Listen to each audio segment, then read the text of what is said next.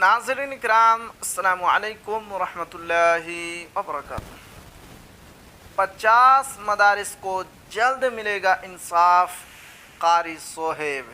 तो जी हाँ नाज़रीन, बहुत ही अहम ख़बर है। तो क्या है उन 50 मदारिस के सिलसिले में आपको बिल्कुल शुरू से पढ़कर सुनाता हूँ। पटना राष्ट्रीय जनता दल के मेंबर कौंसिल कारी सोहेब ने कहा है कि रियासत के 50 मदारिस का रजिस्ट्रेशन रद्द करने के साथ साथ असातिज़ा की तनख्वाहें पर रोक लगाने के मामले को लेकर मैंने गुज़िश्ता 15 दिसंबर को वज़ीर आला नीतीश कुमार को खत लिखा था, जिस पर वज़ीर आला ने संजीदगी का मुज़ाहरा करते हुए दोबारा जांच का हुक्म दे दिया है। वाज़ेह हो कि रियासत के 50 मदारिस का रजिस्ट्रेशन रद्द कर दिया गया था। इत्तला के मुताबिक पटना हाई कोर्ट के हुक्म के बाद तहकीकात के लिए 3 रुकनी टीम तश्कील दी गई थी।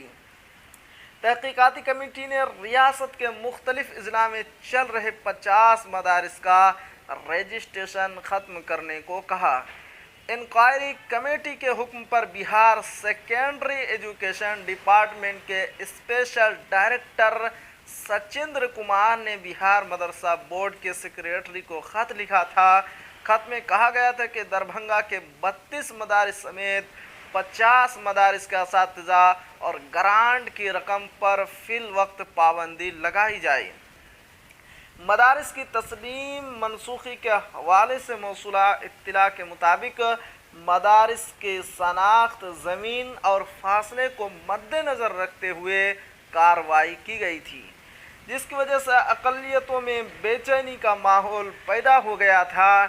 लेकिन इस मामले पर मैंने पहले भी ख़त लिखा था और रजिस्ट्रेशन रद्द होने के बाद भी हमने वज़ीर आला नीतीश कुमार को सारे मामले से आगाह कराया और बिल आखिर वज़ीर आला नीतीश कुमार ने मुस्बत मिसाल पेश करते हुए दोबारा जांच का हुक्म दे दिया है। यह खुश आइंद बात है।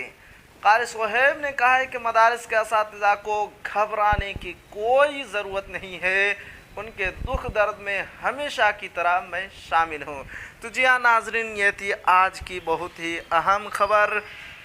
आखिर में आपसे एक छोटी सी गुजारिश है कि अगर आप हमारे चैनल पर नए हैं तो हमारे चैनल को ज़रूर सब्सक्राइब कीजिए और बेल आइकन के घंटे को भी ज़रूर दबा दीजिए, क्योंकि मैं आपके लिए इसी तरह की ख़बरें लेकर आता रहता हूँ।